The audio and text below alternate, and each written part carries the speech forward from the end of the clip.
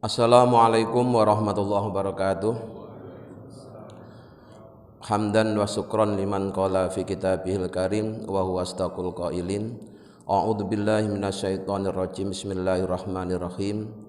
Qul in kuntum tuhibbunallaha fattabi'uni yuhibbukumullahu wa yaghfir lakum dzunubakum. Al-ayah sadaqallahul azim amma ba'du.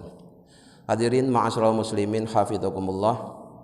Malam ini melanjutkan kajian kitab hadis Riyadhus Shalihin, telah sampai pada bab perintah menjaga sunnah dan adabnya. Pada malam ini akan kami bacakan hadis yang ketiga. Bismillahirrahmanirrahim. As-salisu, hadis yang ketiga. An Abi Hurairah, diriwayatkan dari Abi Hurairah radhiyallahu anhu, semoga Allah selalu meridhoinya. Anna Rasulullah sallallahu alaihi wasallam, sesungguhnya Rasulullah sallallahu alaihi wasallam qala, beliau telah bersabda, kullu ummati, setiap umatku, yadkhuluna, akan masuk al jannata, ke surga, illa man, kecuali orang aba, yang tidak mau. Kila, kemudian ditanyakan, wa man ya'ba ya Rasulullah, siapa yang menolak untuk masuk surga wahai utusan Allah? Qala, Rasulullah menjawab, man ata'ani, barang siapa yang taat kepadaku, dakhala jannata, akan masuk surga. Wa man asoni, dan barang siapa yang durhaka kepadaku, faqad aba, maka sungguh dia telah menolak untuk masuk surga. Rawahul Bukhari, hadis ini diriwayatkan oleh Imam Bukhari. Hadirin ma'asyiral muslimin hafizakumullah. Hadis ketiga ini diriwayatkan dari seorang sahabat Nabi yang sangat terkenal, yang banyak meriwayatkan hadis, yaitu Abi Hurairah. Abi Hurairah ini diantara sahabat-sahabat Nabi, dia paling banyak meriwayatkan hadis, karena Abi Hurairah ini sahabat yang miskin. Dia termasuk ashabus sufah, orang yang tinggalnya itu di ruangan dekat rumah Rasulullah. Dia setiap saat siap untuk menunggu perintah Rasulullah, maka dia selalu menemani Rasulullah, maka kemudian paling banyak meriwayatkan hadis. Rasulullah bersabda bahwa setiap umatku pasti akan masuk surga. Pertama yang ingin saya jelaskan adalah makna dari kalimat ummati. Kalau dalam hadis Rasulullah menyebut ummati, itu maknanya ada dua kemungkinan. Kemungkinan pertama adalah umat dakwah, kemungkinan kedua adalah umat ijabah. Jadi umat itu ada dua macam, ada umat dakwah, ada umat ijabah. Umat dakwah adalah semua orang yang hidup pada masa Nabi hingga kiamat, itu semuanya disebut sebagai umat dakwah, karena memang Nabi Muhammad adalah Nabi terakhir yang Allah utus, maka semua orang yang hidup sejak Nabi Muhammad sampai akhir zaman itu disebut sebagai umat dakwah, umat yang akan didakwai oleh Nabi Muhammad dan para penerusnya. Yang kedua yaitu umat ijabah. Umat ijabah ini adalah orang yang mengijabah, memenuhi seruan Rasulullah, ya, diajak beriman, dia kemudian beriman, ya, diperintah dilaksanakan, dilarang dijauhi, itu namanya umat ijabah. Nah, di dalam sarahnya kitab hadis Riyadhus Shalihin, kalimat kullu ummati, setiap umatku, yang dimaksud ummati di sini adalah umat dakwah. Jadi sebenarnya semua orang yang hidup sejak zaman Nabi Muhammad sampai akhir zaman itu dia akan bisa masuk surga, kecuali yang tidak mau. Nah, kecuali yang tidak mau. Ya. Dimasuk surga di sini menggunakan kalimat fi'il mudhari', ya, akan masuk surga. Dan nanti masuk surganya itu ya macam-macam. Ada yang langsung tanpa melalui hisab, ya. Kemudian ada juga yang harus melalui hisab. Nah, setelah dihisab nanti ada dua kemungkinan. Ada yang kemudian dapat syafaat langsung masuk surga juga ada. Ada juga yang harus menjalani hukuman di neraka. Setelah hukuman dijalani, karena dia masih punya modal iman, kemudian masuk surga. Tapi yang jelas semua umat Nabi Muhammad pasti akan masuk surga, kecuali yang tidak mau. Nah, sahabat kaget, memang ada orang yang tidak mau masuk surga. Maka kemudian bertanya, siapa orang yang tidak mau masuk surga itu ya Rasul? Rasul menjawab, orang yang taat kepadaku dia akan masuk surga. Yang durhaka kepadaku berarti dia telah menolak untuk masuk surga. Jadi umat Nabi Muhammad pasti masuk surga jika dia taat. Itu syaratnya ya. Syaratnya taat. Taat itu bahasa Arab yang sudah menjadi bahasa Indonesia, bahkan pengucapannya diperingan dari to menjadi ta. Ya, taat jadi taat.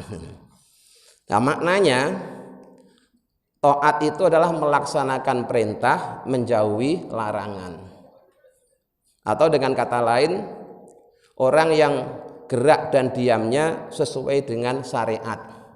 Ya, berbuat karena menjalankan perintah, tidak berbuat karena menjauhi larangan. Itu namanya orang yang taat. Makanya kita ini sebenarnya dalam sehari semalam 24 jam itu bisa kita upayakan menjadi taat. Walaupun kita kadang berbuat, kadang tidak. Caranya gimana? Setiap kali kita berbuat, niatlah perbuatan kita itu dalam rangka melaksanakan perintah. Ketika kita tidak berbuat apa-apa, niatkan saya tidak berbuat apa-apa ini dalam rangka menjauhi larangan. Kalau tahu ilmunya, Pak, dalam sehari 24 jam itu kita catatannya itu taat semua. Ya, taat semua. Walaupun kadang berbuat, kadang tidak berbuat. Kenapa? Ketika berbuat dalam rangka melaksanakan perintah, ketika tidak berbuat dalam rangka menjauhi larangan. Nah, maka aktivitas keseharian kita itu jangan lupa untuk selalu diniati, walaupun itu aktivitas rutin. Bapak makan dan minum itu kan selama ini seakan-akan dia hanya dianggap sebagai kebutuhan orang hidup. Ya, namanya hidup perlu makan dan perlu minum, sehingga makan dan minumnya hanya sekedar untuk bertahan hidup. Nah, kalau cuma seperti itu, apa bedanya kita dengan sapi? Ya, padahal dalam Al-Quran itu ada perintah makan, ada perintah minum. Maka ketika kita makan dan minum, niatkan saya makan dalam rangka melaksanakan perintah Allah. Ya, saya minum dalam rangka melaksanakan perintah Allah. Sehingga ketika Bapak makan dan minum, selain dapat kenyang dan bertahan hidup, dicatat sebagai ibadah. Ya. Kemudian nanti ketika bekerja juga begitu. Bekerja itu perintahnya Allah. Ya. Bahkan ketika kita tidur pun, ya, itu juga niatkan saya tidur ini dalam rangka pertama menunggu datangnya sholat subuh, ya, karena waktunya masih lama, ditunggu sambil tidur. Kalau udah niat seperti itu, Pak, kok ternyata kita bablas mati, itu di catatan malaikat sana si fulan mati saat menunggu sholat subuh. Ya, itu pentingnya niat.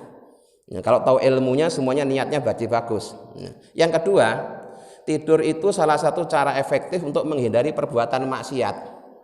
Daripada melek cuma berbuat maksiat, lebih baik tidur. Gitu.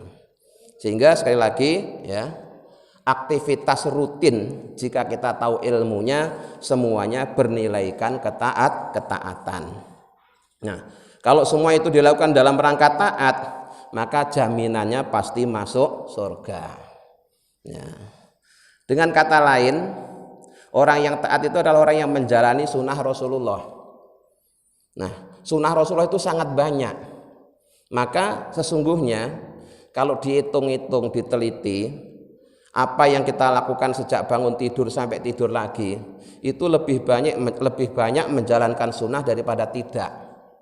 Ya, harus yakin seperti itu.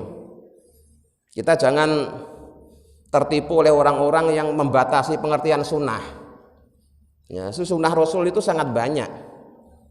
Contohnya ya, kalau bapak misalkan mau sholat, semua yang bapak lakukan ketika mau sholat itu semuanya sunnah Rasul. Apa yang kita lakukan kalau mau sholat itu? Misalkan menutup aurat sunnahnya Rasulullah. Mensucikan diri dari najis, mensucikan diri najis juga sunnah Rasulullah. Mensucikan diri dari hadas itu juga sunnah Rasulullah. Nanti caranya mensucikan diri dari hadas dengan cara berwudu. Semua yang kita lakukan ketika wudu, sejak mencuci tangan, membaca basmalah, membersihkan hidung, kumur-kumur sampai terakhir basuh kaki, berdoa sudah wudu, itu semuanya sunnah Rasul. Jadi banyak ya. Kita ini termasuk paling sering dituduh tidak sesuai sunnah, Pak, oleh orang-orang yang sebenarnya pengertian mereka terhadap sunnah itu sangat terbatas. Ya. Kemudian kita ketika mau sholat setelah suci dari hadas dan najis, juga kemudian sholat itu dilaksanakan pada waktunya, itu juga sunnah Rasul. Terus sholatnya menghadap kiblat, itu juga sunnah Rasul. Bagi yang mampu berdiri, dia sholatnya sambil berdiri, itu sunnah Rasul. Yang nggak mampu berdiri, dia sholat sambil duduk, itu juga sunnah Rasul. Banyak. Jadi yang kita lakukan itu semuanya sudah sesuai sunnah Rasul. Jangan terus merasa hanya orang-orang tertentu aja yang sesuai sunnah Rasul kita dianggap tidak. Karena memang di masyarakat itu ada klaim-klaim, pengakuan-pengakuan yang seakan-akan hanya dia yang sesuai sunnah Rasul. Ya, yang paling terkenal itu dulu masalah Pak, bimbingan haji. Ya, karena persaingan KBIH itu ada KBIH yang pakai kata-kata provokatif, bimbingan haji sesuai sunnah Rasul. Wah, kata-kata seperti itu kan seakan-akan selain dia nggak sesuai sunnah, padahal prakteknya ya sama-sama aja, itu hanya merek aja ya, mereknya pakai sunnah Rasul. Bahkan akhir-akhir ini ada pelebelan masjid sunnah Rasul, ya, ada Pak, adanya begitu ya, seakan-akan selain masjid dia tidak sesuai sunnah Rasul. Itu saking bodohnya orang gitu tuh ya, keterbatasan dia dalam memahami pengertian sunnah. Padahal yang kita lakukan itu semuanya sudah sunnah. Nanti ketika sholat ya, mulai dari niat sunnah Rasul, takbiratul ihram sunnah Rasul, ya, baca iftitah sunnah Rasul, Fatihah sunnah Rasul, surat sunnah Rasul, dan seterusnya. Jadi banyak sekali semua yang kita lakukan itu sudah sesuai sunnah Rasul. Kita setiap hari makan yang halal, minum yang halal, itu juga sunnah Rasul. Banyak lah. Makanya jaminan ya kita masuk surga itu sudah harus yakin. Kita harus yakin, Pak. Jadi umat Nabi Muhammad itu harus yakin bahwa kita pasti masuk surga. Harus yakin. Jangan kalah dengan di luar Islam. Di luar Islam aja kalau ada warganya meninggal itu mereka ngomongnya begini, dia telah tenang bersama papa di surga. Oh, dia yakin banget masuk surga. Lah kita yang muslim malah ragu-ragu. Apa iya ya? Apa iya ya? Itu aneh. Kita harus yakin. Ya, kita ini umatnya Nabi Muhammad pasti masuk surga. Dan kita semua sudah pegang kuncinya kok. Udah pegang kuncinya, Pak. Apa kuncinya? La ilaha illallah. Miftahul jannah la ilaha illallah. Kuncinya surga itu la ilaha illallah. Dan kita semua kan sudah la ilaha illallah. Asalkan kunci itu tidak hilang, Bapak pasti masuk surga. Yang jadi masalah itu kalau kuncinya hilang. Padahal nanti bukanya itu sendiri-sendiri. Masing-masing buka pintunya sendiri-sendiri. Kuncinya hilang ya repot, kan tidak bisa nunut temennya. Nah, itu ya. Jadi sekali lagi kita harus bersyukur diciptakan Allah sebagai umatnya Nabi Muhammad yang dijamin masuk surga. Bahkan sudah dipegangin kuncinya surga. Kecuali yang tidak mau tadi. Yang tidak mau itu gimana? Diajak beriman, tidak beriman. Diperintah nggak mau, dilarang malah dikerjakan, itu baru yang begitu itu tidak masuk surga. Dah. Kemudian hadis yang keempat, an Abi Muslim, dari Abi Muslim, wakila Abi Iyas. Ada juga yang mengatakan bukan Abi Muslim tapi Abi Iyas. Nama aslinya siapa? Salamah bin Amr bin Aqwa. Di Salamah bin Amr bin Aqwa radhiyallahu anhu, semoga Allah meridhoinya. Anna rajulan, sesungguhnya ada seorang laki-laki, akala yang makan, inda Rasulillah sallallahu alaihi wasallam, di samping Rasulullah sallallahu alaihi wasallam. Makannya bisimalihi, dengan menggunakan tangan kirinya. Faqala, kemudian Rasulullah menasihatinya, kul, makanlah, biyaminika, dengan tangan kananmu. Qala, laki-laki tadi menjawab dengan sombongnya, la astati'u, aku tidak bisa makan dengan tangan kanan tuh, karena kebiasaanku makan pakai tangan kiri. Qala, kemudian karena Rasul tahu jawaban ini jawaban orang sombong, maka oleh Rasulullah didoakan keburukan. Lastatokta, semoga kalian benar-benar tidak mampu untuk makan menggunakan tangan kanan. Ma mana'ahu ilal kibru, sesungguhnya yang menjadikan laki-laki tadi tidak mau makan dengan tangan kanan, ya, dia bilang tidak mampu, itu karena kesombongannya. Sebenarnya tangan kanannya normal, tapi karena sombong, nggak mau ngikuti perintah Rasul, dia bilang tidak mampu untuk makan pakai tangan kanan. Nah, karena didoakan Rasulullah, semoga kamu benar-benar tidak bisa makan pakai tangan kanan. Akhirnya benar, fama rafa'aha ila fihi. Akhirnya laki-laki tadi tidak bisa mengangkat tangan kanannya untuk sampai ke mulutnya. Jadi stroke, Pak. Hati-hati ya. Kalau dinasihati orang hati, ya. Ini yang nasihati Rasulullah, ya. Sebenarnya tangannya normal, tapi karena sombong, ya, karena sombong, disuruh makan pakai tangan kanan, jawabnya saya tidak bisa tangan kanan, saya biasa pakai tangan kiri. Nah, seandainya, ya, orang itu tidak bisa makan pakai tangan kanan karena ada udzur, ya dimaklumi. Misalkan tangan kanannya lagi sakit, terus terpaksa pakai tangan kiri, itu ya boleh. Atau tangan kanannya buntung. Kan ada orang ya, tangan kanannya buntung, boleh-boleh aja. Tapi yang diceritakan dalam hadis ini, orang yang tangannya normal, ya, kanannya kirinya normal, tapi pakai tangan kiri. Ketika dinasihati, dia malah bilang tidak bisa, akhirnya nggak bisa beneran, stroke ya, tangan kanannya itu nggak bisa digerakkan. Nah, dia sombong sama Rasulullah. Jadi salah satu adab makan adalah menggunakan tangan kanan. Sebagaimana dengan kebiasaan orang-orang pakai dua tangan, kayak kepiting. Yang kanan megang sendoknya, yang kiri garpunya, atau sebaliknya. Ya, yang kanan garpu, yang kiri pisau. Ya. Nah, yang jelas Rasulullah memang tidak pernah makan seperti itu. Ya. Rasulullah cukup makannya pakai satu tangan, ya, tangan kanan. Sebenarnya banyak, Pak, ya. Adab makan itu banyak.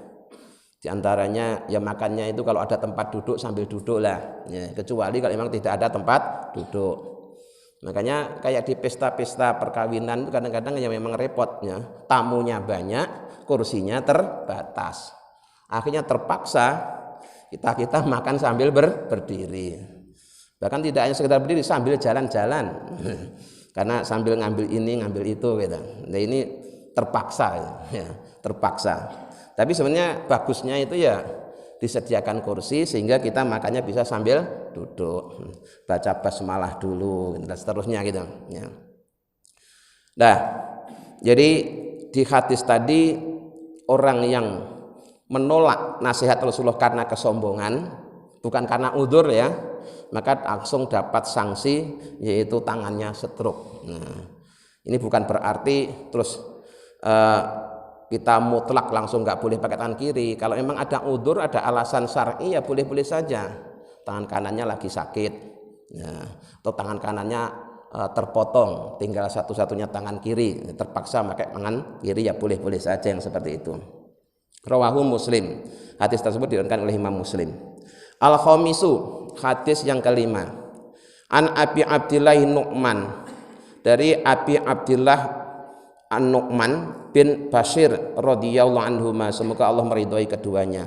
Qala, Abi Abdillah berkata, sami itu aku mendengar Rasulullah sallallahu alaihi wasallam pada Rasulullah sallallahu alaihi wasallam yaqulu, beliau bersabda, la tusawwunna, sungguh hendaklah kalian meluruskan dan merapatkan sufufakum, barisan-barisan salat kalian. Aw la yukhalifanna, atau kalau tidak, ya, Allah akan membalikkan sapa Allah baina wujuhikum, di antara wajah kalian. Muttafaqun alaihi. Hadis ini statusnya disepakati kesahihannya oleh Imam Bukhari dan Imam Muslim. Hadis kelima yang diriwayatkan dari Abi Abdillah yaitu Nu'man bin Bashir, ini menjelaskan tentang adabnya sholat berjamaah, terutama adabnya makmum, ya, adabnya makmum. Rasulullah mengajarkan bahwa orang-orang yang berjamaah itu hendaknya dia meluruskan barisan sholat. Caranya, ya, caranya yang dijadikan ukuran itu bukan ujung jempol kaki, tapi tumitnya, ya. Yang diluruskan itu tumitnya. Karena kalau tumit itu pasti sama, Pak, pasti bisa lurus, ya. Tapi kalau ujung jempol kan ada orang itu yang telapak kakinya pendek, ada yang telapak kakinya panjang. Jadi yang dilihat itu tumitnya. Misalkan tumitnya lurus, pasti lurus. Yang kedua, rapat. Nah, yang dimaksud rapat itu sebenarnya bahunya berdekatan, ya, bahunya berdekatan, bahu kanan kiri berdekatan itu. Jadi ada yang memahami secara berlebihan, yaitu mereka dengan ngangkang terus nginjek kelingking kaki kita. Nah, itu kan bikin orang tidak nyaman itu, ya. Berlebihan yang begitu itu, ya, berlebihan. Padahal namanya kelingking kaki itu jangankan diinjek, Pak, disenggol aja kan geli kan, ya. Iya, disenggol aja geli. Mekangkang gitu, terus kaki kita diinjak, kita geser, dia masih ngejar itu.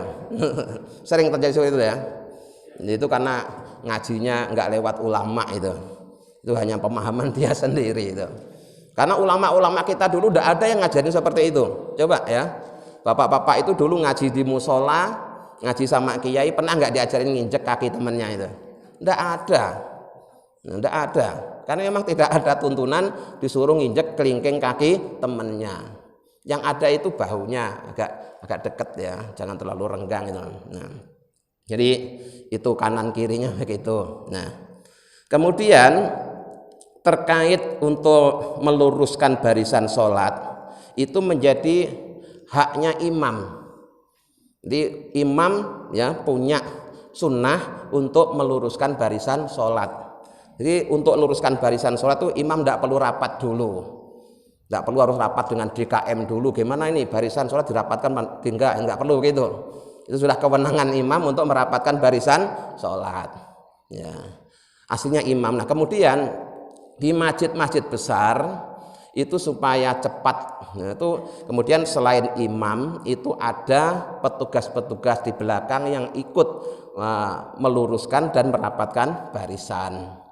Terutama kalau pas sholat Idul Fitri, Idul Adha, karena jamaahnya banyak dan jamaahnya tidak semua orang yang terbiasa sholat jamaah, maka harus ada yang bantu di belakang, ya, di belakang ada yang bantu untuk dianjurkan menempati sop depan yang masih kosong. Jadi setiap kita itu punya hak yang sama untuk menempati sop, Mak, ya. Jadi Bapak nggak usah ragu-ragu, nggak usah sungkan. Kalau memang Bapak datang duluan, ya udah ngambil tempat di depan. Apalagi kalau sudah qomat, silahkan langsung maju. Nggak usah kayak penerima tamu. Saya lihat, saya sengaja, ya, kalau lagi nggak ngimami, saya datang belakang itu sebenarnya sambil ngelihat kondisi jamaah kita. Ternyata masih banyak yang kayak penerima tamu, Pak, enggan untuk ada di barisan depan. Ini tidak perlu seperti itu, yang tidak usah sungkan. Tidak usah segan. Semuanya kalau masuk ke masjid itu haknya sama, siapapun orangnya, yang datang dulu di depan. Jadi nggak usah mempersilahkan temannya, kamu aja maju, kamu maju, aku di belakang. Nggak usah begitulah. Ya. Kalau saya sengaja di belakang karena saya pengen tahu kondisi jamaah kita. Karena selama ini saya sholatnya di depan terus kan, nggak pernah tahu bagaimana kondisi di belakang. Ternyata ada beberapa hal yang perlu dibenahi ya. Jadi nanti kalau qomat itu segera berdiri langsung menempati sop depan yang masih kosong. Nggak usah jadi kayak penerima tamu nunggu temennya suruh maju, dia di belakang. Nggak perlu seperti itu ya. Karena sop paling depan ini keutamaannya juga paling besar. Nanti dalam hadis keutamaan jamaah itu ada Pak ya. Seandainya orang tahu keutamaannya sop depan, mereka akan berebut. Bahkan kalau perlu setiap mau sholat itu harus ada undian.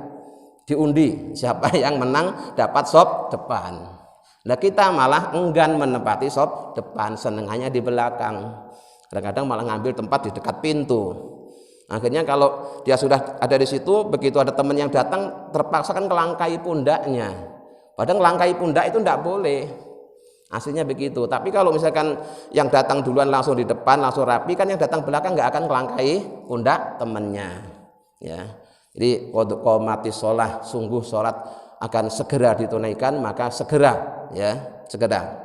Nah, saya dulu itu kebetulan Pak Kiai saya itu walaupun orang sipil, orang kampung, tapi didik santri itu kayak Pak, kayak militer. Jadi kalau begitu qomat itu Pak langsung sek langsung rapi gitu. Santri itu diajarkan seperti itu. Tidak ada yang lemot, itu tidak ada. Jadi begitu qomat semuanya berdiri langsung langsung rapi barisannya.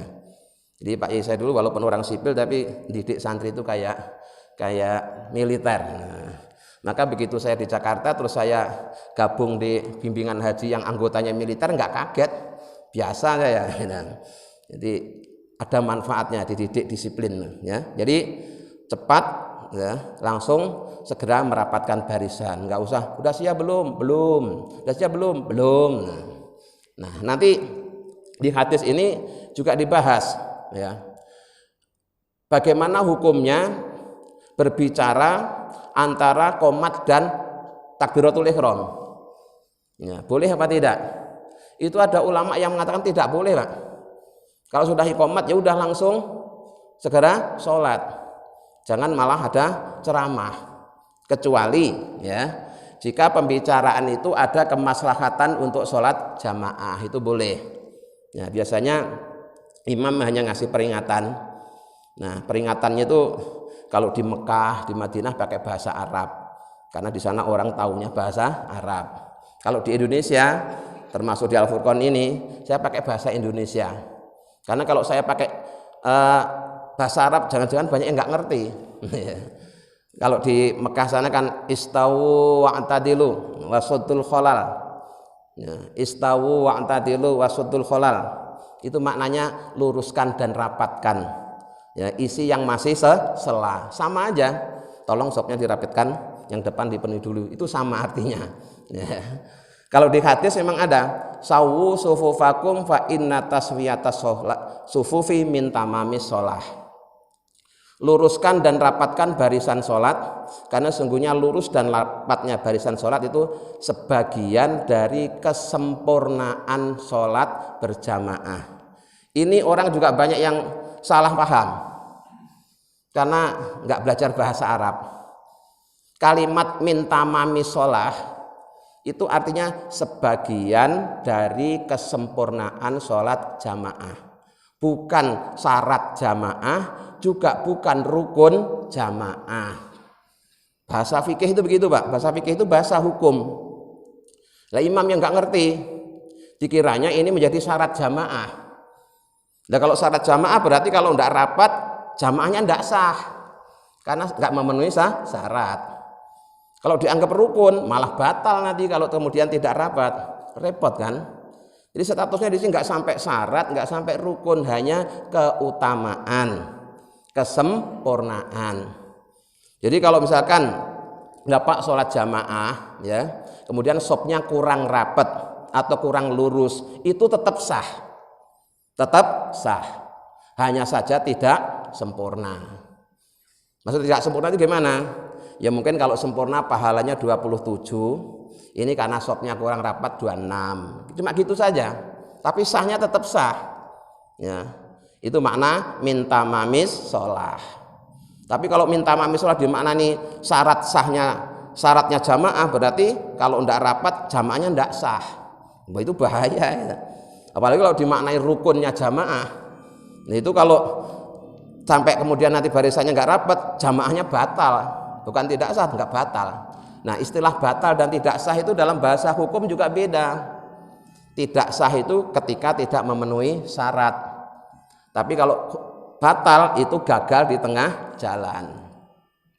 Jadi pemahaman seperti itu perlu saya luruskan, bahwa yang dimaksud dalam hadis minta mamis sholah ya, bahwa lurus dan rapatnya barisan sholat merupakan sebagian dari kesempurnaan sholat, itu statusnya cuma sunnah ya. Sunnahnya kalau pengen sempurna barisannya lurus. Kalau ternyata ada yang tidak lurus, tetap sah jamaahnya ya, tapi pahalanya barangkali tidak genap 27, mungkin hanya 26 atau 26 setengah gitu ya, tapi tetap sah jamaahnya. Nah, jadi sekali lagi ya, imam punya kewenangan untuk mengingatkan makmum agar meluruskan dan merapatkan barisan sholat. Aba-abanya karena kita di Indonesia ya gunakan bahasa Indonesia ya. Kalau Nabi dulu pakai bahasa Arab karena Nabi jamaahnya orang Arab. Sawu sufufakum fa inna taswiyatas sufufi min tamamis sholah ya. Kalau kita cukup tolong sopnya diluruskan dan dirapatkan, yang depan dipenuhi dulu, gitu aja ya, daripada nanti pakai bahasa Arab malah tidak ngerti. Saya tambah satu hadis lagi ya. Sekarang isaknya jam 7 lebih dikit Pak, lebih 8 ya. Wa fi riwayatin li muslimin, dan dalam riwayat yang diriwayatkan oleh Imam Muslim, karena Rasulullah SAW adalah Rasulullah SAW yusawi sufufana, meluruskan barisan sholat kami, hatta ka'annama, sehingga seakan-akan Nabi ya yusawi meluruskan biha dengan barisan sholat tadi, seperti halnya meluruskan al-qidaha anak panah. Dan itu terus oleh Rasulullah diingatkan hatta idza ra'a ana qad aqalna, sampai Rasulullah tahu bahwa jamaah itu paham. Artinya peringatan untuk meluruskan shaf itu selalu disampaikan setiap mau sholat jamaah. Kemudian summa kharaja yauman faqama hatta kata ayyukabiro. Suatu hari ketika Rasulullah mau ngimami sholat, itu Rasulullah sudah hampir takbir ya, hampir takbir. Faro'a rajulan badian sadruhu. Ketika Rasulullah noleh gitu, ada satu orang jamaah yang dadanya itu terlalu maju, karena tadi tuh barisan kakinya nggak lurus sama temennya ya. Mestinya yang diluruskan tumitnya, dia malah luruskan pakai ujung jempol kaki sehingga kelihatan maju gitu. Oleh Rasulullah diingatkan ya. Faqala, kemudian Rasulullah bersabda, ibadallah, hai hamba Allah, la tusawunna, sungguh kalian luruskanlah sufufakum, barisan salat kalian, aula yukhalifanna, atau akan dibalikkan sapa Allah baina wujuhikum, antara wajah kalian. Di Rasulullah saking pentingnya meluruskan barisan ini selalu diulang-ulang setiap mau memimpin sholat jamaah. Suatu hari pernah ketika Rasulullah sudah mau takbir, melihat ada jamaah yang berdirinya terlalu maju. Jadi Rasulullah mengingatkan, hai hamba Allah, luruskan barisan kalian, atau kalau tidak ancamannya kalian wajahnya akan diputar oleh Allah di hadapan ke belakang. Di kalimat la yukhalifannallahu baina wujuhikum ini ulama menafsirinya ada dua. Jadi ada yang menafsirkan bahwa benar-benar wajahnya itu dihadapkan ke belakang. Jadi bukan ngadep ke dada tapi ngadep ke punggung. Wah, ini bahaya ini kalau sampai ini terjadi ya. Untuk memberi ancaman yang tidak mau meluruskan barisan itu. Atau pengertian kedua ya, bahwa yang dimaksud la yukhalifannallahu baina wujuhikum itu mereka suka gampang berselisih ya, gampang salah paham. Sama-sama jamaah itu ada masalah sedikit gampang salah paham. Kenapa? Akibat barisannya kurang lurus. Nah, barangkali yang bisa diterima yang kedua ini ya. Jadi kalau barisan sholatnya kurang lurus itu bisa menimbulkan gampang terjadi perselisihan, hal-hal yang sepele jadi dipermasalahkan. Nah, jadi sekali lagi ya, meluruskan barisan sholat itu termasuk sunnah, statusnya sunnah, bukan syarat jamaah, bukan rukun jamaah, tapi hanya kesempurnaan sholat jamaah. Mudah-mudahan dengan bimbingan Allah kita bisa memahaminya. Amin ya rabbal alamin. Assalamualaikum warahmatullahi wabarakatuh.